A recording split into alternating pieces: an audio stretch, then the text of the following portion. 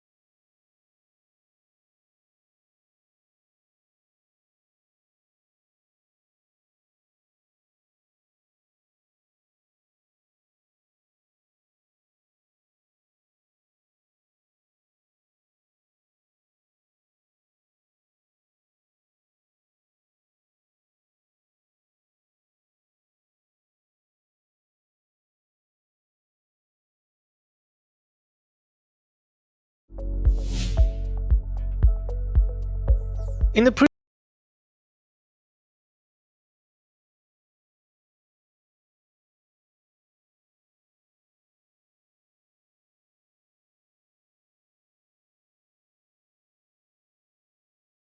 So far, we've only had one component for the entire app. In this lesson, we'll extract some code to a second component called product display. And we'll talk about how to set up props so that we can pass data from the app component to the product display component. We're going to move this part to the new component. Basically everything except the nav bar and the card. First, create a components folder and create a product display.view file. Now we can copy over all the script code except the card ref. So we're going to remove the card ref. Now for the template part, copy over the entire product display element to the new component. Add a template tag and put the code here. This new component is not functional yet. We still have to change the paths of the images because now we're inside a different file, inside a different folder. Alternatively, we can use the absolute path syntax. This would be a more long-term solution. Now it doesn't matter where you move this component file. These two image imports will always work. Back in app.view, we have to remove all the code that we just copied to the new component. And remove this. Since we're still using ref in the app component, we still need the ref import. Now to use the new component, we just have to import it and use it in the template.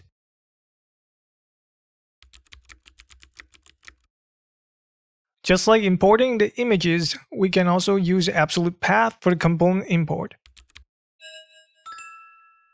Check it in the browser to make sure that both components are showing up. But now the card is not updating when you click the button. We'll fix that with the custom event in the next lesson. Now that we have two components, let's talk about props. We want to pass some data from the app component to the product display component. First, we have to define the prop we want to receive in product display. We'll use define props, which is a compiler macro. That means it's not a runtime function, so we don't have to import it. It takes an object where we can specify the props we need. For example, we want a prop called premium. It's a boolean, and it's a required prop. Boolean is a native constructor of JavaScript itself. It's not a view-specific object. Required means that if the prop isn't passed to the component, you will see a warning in the browser console. Alternatively, you can just specify only the type with the shorthand syntax, in which case the prop will be optional. If you want to allow a prop to be any one of multiple types, you can use an array to specify the types. Now this can be a string as well as a number. But if you use expanded syntax, you can set up a default value for the prop. If the type is a reference type, such as an array or an object, you would have to use a factory function to set up the default value.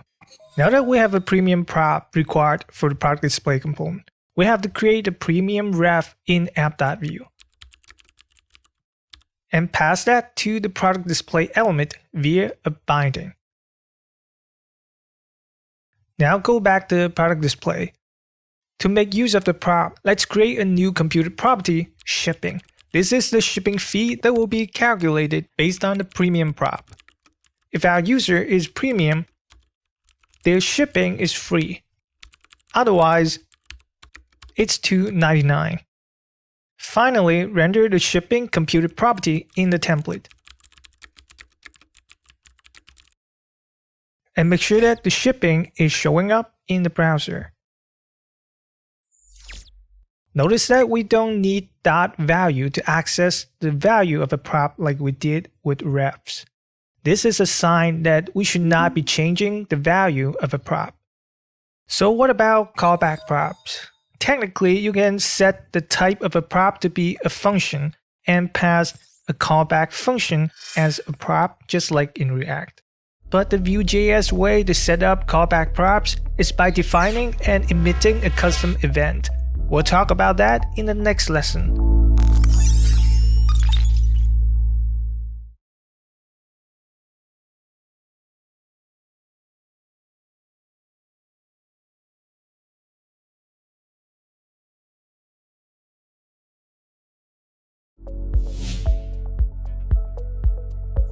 In the previous lesson, we used props to send data from the app component to the product display component.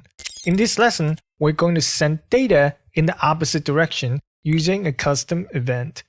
Custom event is the Vue.js equivalent of callback prop.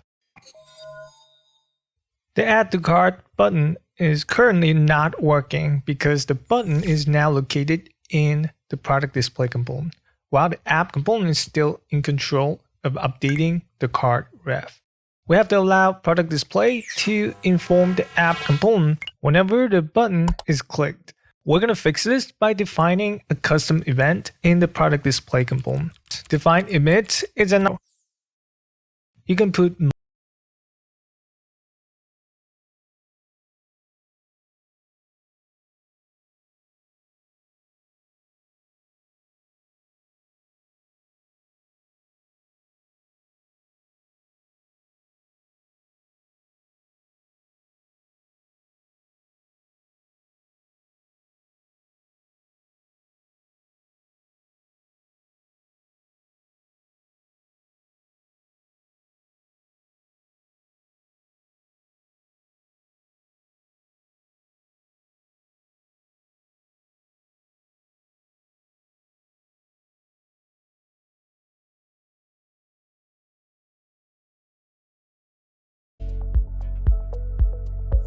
In the previous lesson, we used props to send data from the app component to the product display component.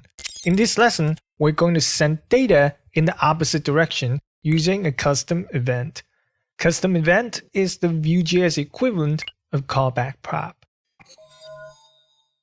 The Add to Cart button is currently not working because the button is now located in the product display component, while the app component is still in control of updating the cart ref. We have to allow product display to inform the app component whenever the button is clicked. We're going to fix this by defining a custom event in the product display component. Just like define props, define emit is another compiler macro.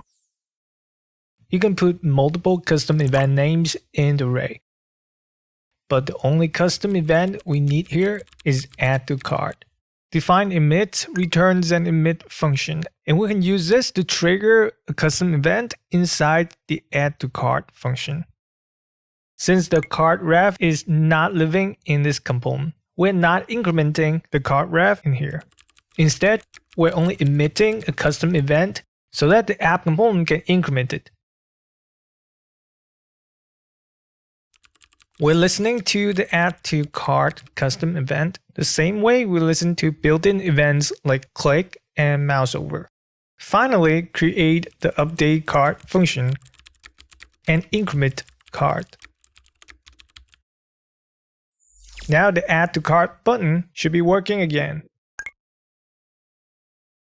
In practice, we usually have to pass some payload data when triggering an event. So let's pass the ID of the product as the second argument of emit. We're going to copy this and change this to ID. We will be able to receive this payload data in app.view as the first parameter of the callback function. Let's change the cart ref to an array so that we can push the ID into the cart instead of incrementing it. Now that cart is an array, we have to update the template to render cart length. Make sure that it's still working in the browser.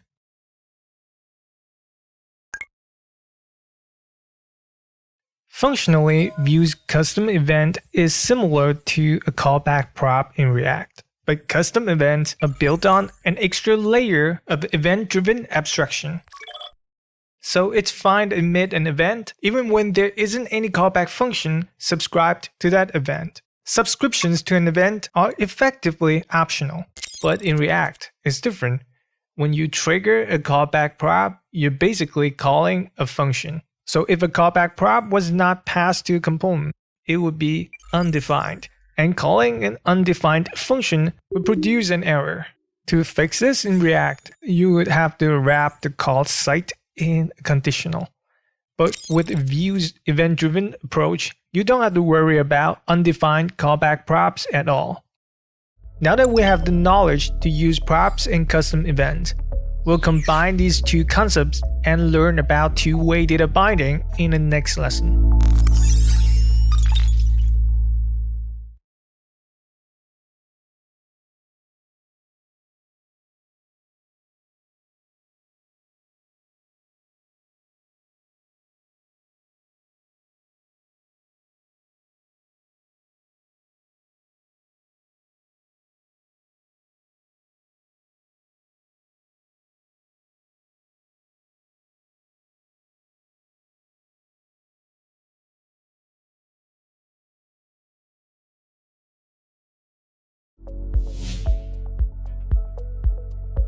In this lesson, we'll add a form on the product page to create comments, and we'll see how to bind data to input elements with the two-way data binding system in Vue.js.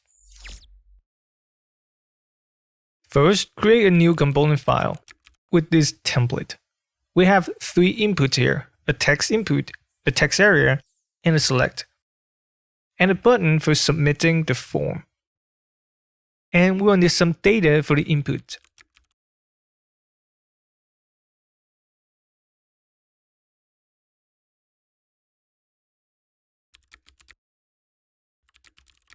This time, we're creating the state as a reactive object with three properties: name, content, and rating. We're not creating them as three separate refs because they are meant to be used together in a form. And since we're using reactive, we have to import it. Next, we have to bind the data to the input elements. Let's go through our data binding options. As you know, the React way of binding data to an input element is to create something called a controlled component. This control component has a value binding as well as an event binding. We also call this a two-way data binding.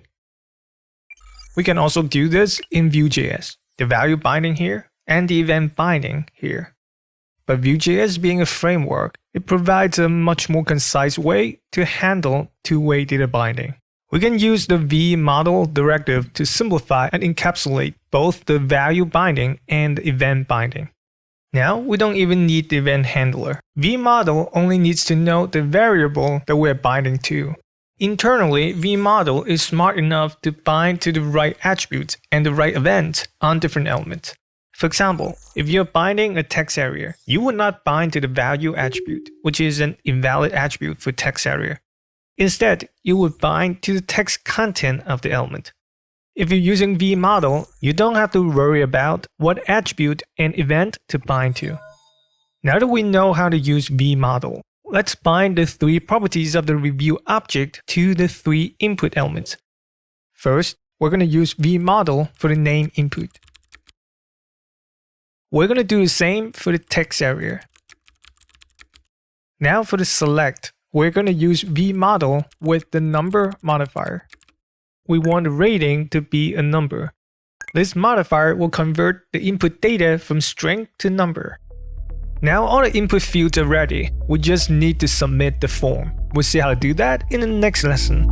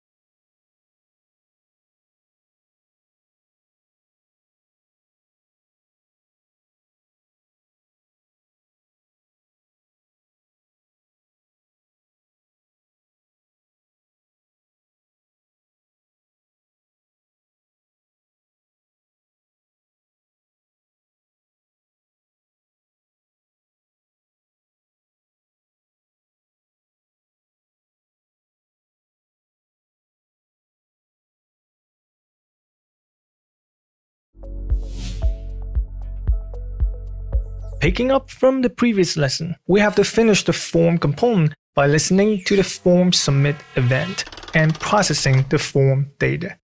Just like in the React app, we want to prevent the default submission and replace that with our own callback function. We can do that by listening to the submit event with the prevent modifier. The submit event will trigger an onSubmit callback. Before we create this callback function, let's define a custom event. Once again, we're going to use define emit.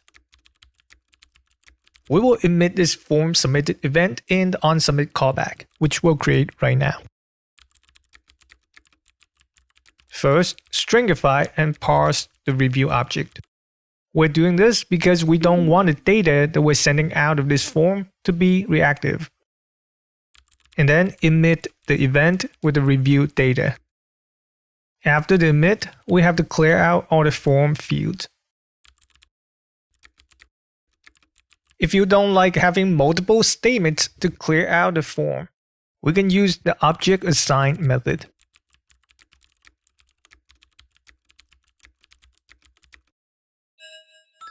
Now that the form is ready, we can go back to product display and import the form component. Put the review form element at the bottom of product display. And listen to the review submitted event. It will trigger an add review callback. We're going to create this callback up here. It will receive the review data as a parameter. We have to create a new ref to store all the reviews data. And this will be an array ref. Now we can push review data into this new ref. To make sure that this is working, we can console log the reviews value. Let's go to the browser and fill out the form. Submit it and make sure that the data is showing up in the console. To show the reviews on the product page, we have to create a new component.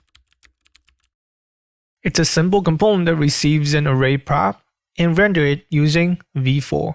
Since we're not using the prop in the script, we can just use define props without creating a new variable.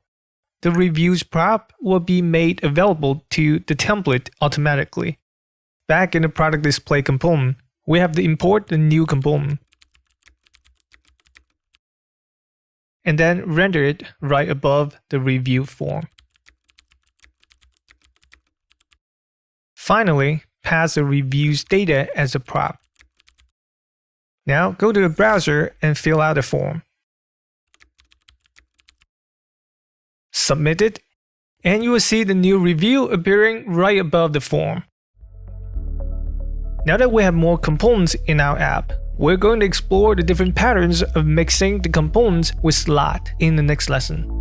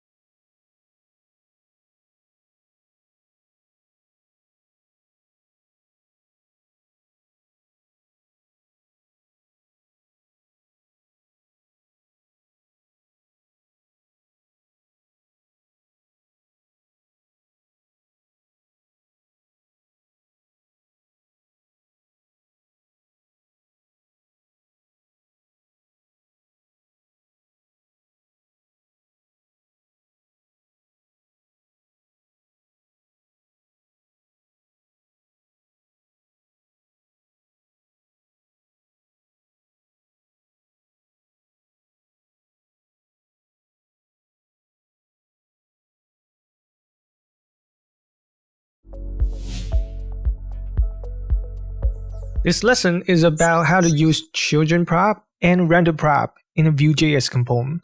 But in Vue.js, they go by different names. Default slot for children prop and named slot for render prop. Let's start with default slot because it's simpler. Let's say we don't want the reviews data to be passed to the review list component. What we can do in this situation is to go to the review list component, copy the UL template. Back in product display, we don't need to pass a prop. Instead, we can just pass the UL list as a child element. And now in review list, we don't need the defined props. Finally, we have to replace all of this with the slot element. Slot represents the UL template that we just passed from product display. If you had experience using React's children prop, default slot should look very familiar. In the browser, make sure that the form still works.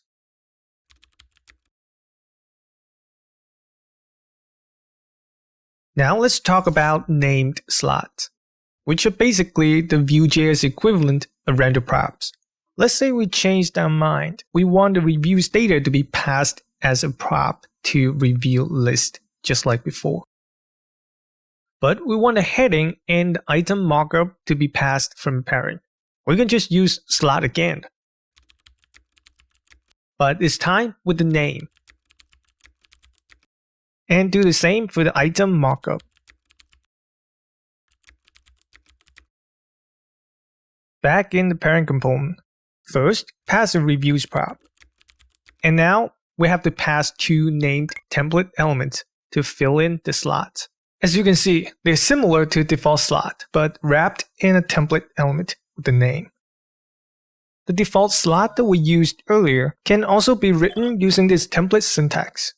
So the two versions here are technically the same. Currently, we're passing two named templates to the review list component. The heading template should be working just fine.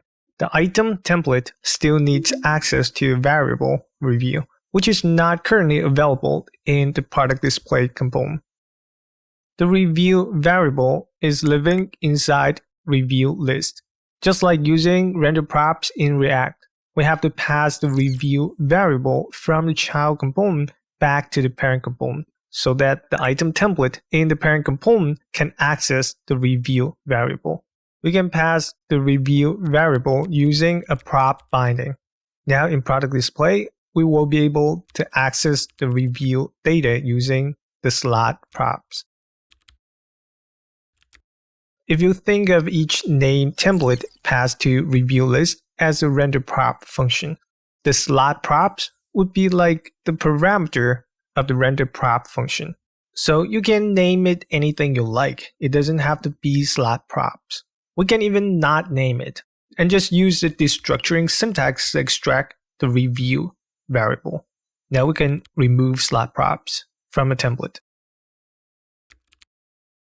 As you can see, a named slot is visually different to a render prop, but they're functionally similar. Just like event subscriptions, the content you pass down for a slot is optional.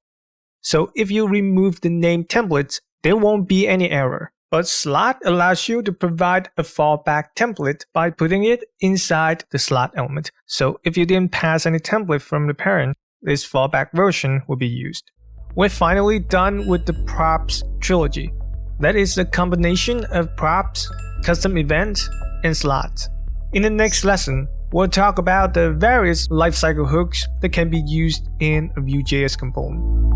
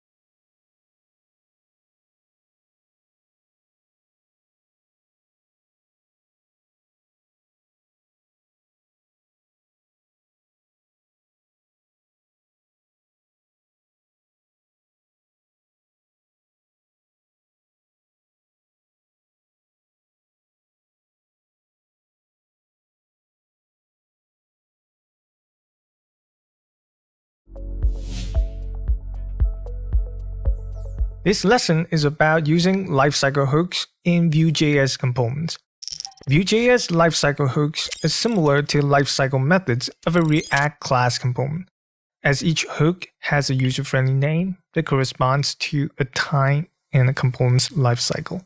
But these lifecycle hooks are also similar to React hooks, such as useEffect and useState, as they can be used in creating your own composables. That's why the design of Vue.js lifecycle hooks is a mix of user-friendliness and API versatility. As you know, in React.js, a single useEffect function is used for lifecycle purposes. If you want to do something after a component is mounted, you call useEffect with an empty array. If you want to do something when any state in the component is updated, you call useEffect without a second argument. If you want to do something before a component is unmounted, you return a cleanup function from within the useEffect callback. To do these things in Vue.js, we just need to use the right lifecycle hook for each use case. For instance, if we want to initialize the card ref by loading data from the API server, we can set up the request inside the unmounted callback. To test this, you will need this JSON data in a db.json file. And lastly, run JSON server. And this time we have to refresh the browser. You should see that the card started out with one item. This app.view component is written in the new composition API. This same component can also be written in the traditional options API. Aside from having to import product display a second time using the components property, these two versions look structurally similar. You can do pretty much the same thing with lifecycle hooks in the traditional options API. But if you're using the new composition API, you can use lifecycle hooks inside your composables, just like you can with computed, watch, and watch effect. And that's a major benefit of using the composition API. In the next and final lesson, we're going to combine unmounted with computed, watch, and ref to create a more ambitious composable.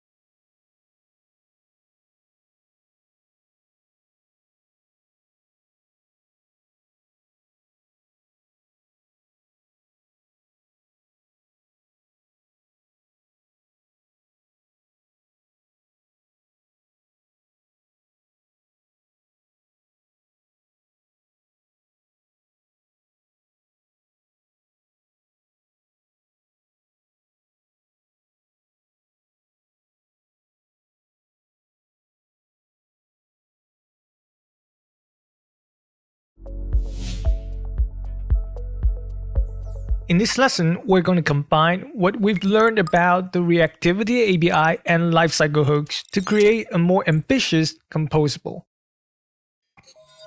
First, let's move the card ref, the unmounted hook, and the update card function into a new function called useCard. And this will be the start of our composable. It will be responsible for handling all the card-related activities. We have the return card and update card so that they can be accessed outside of this function.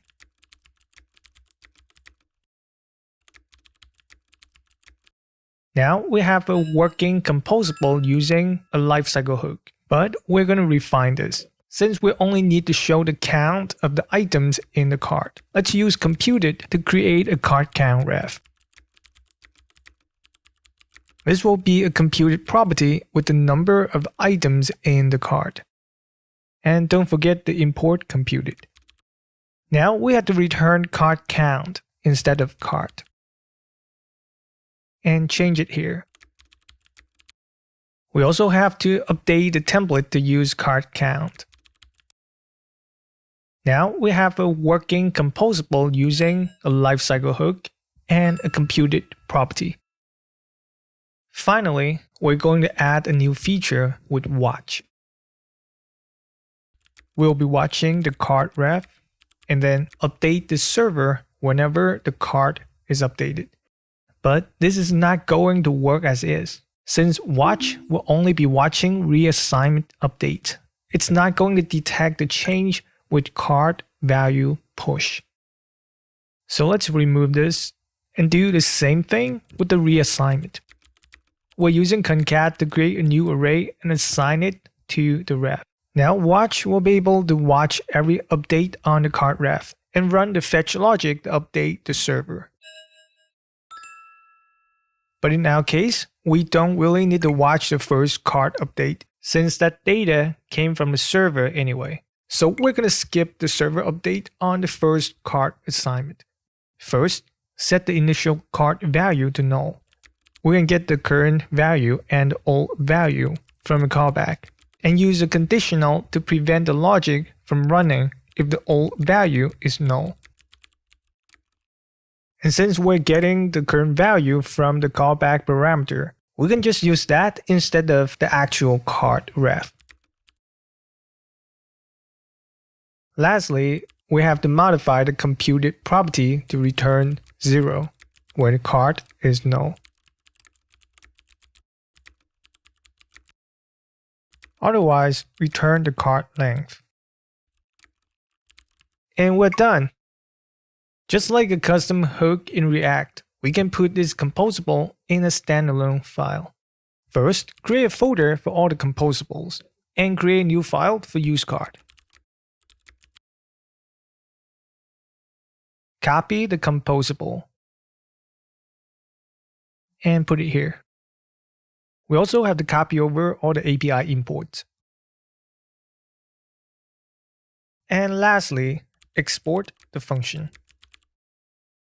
Back to app.view, we have to remove the imports that we don't need and import the useCard composable. And that's it. As you can see throughout this lesson, anything you can do in a custom React hook, you can do the same things in the Vue.js composable with the composition API. But instead of relying on a single useEffect function to carry out most of the operations, Vue.js has different specialized functions for different operations. And that's the API difference between Vue.js and React.js.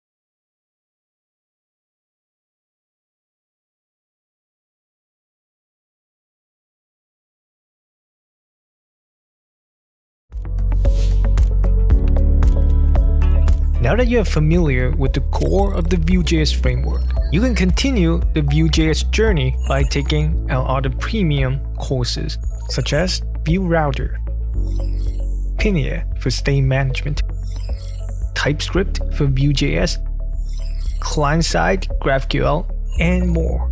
They are all waiting for you in VueMastery.com.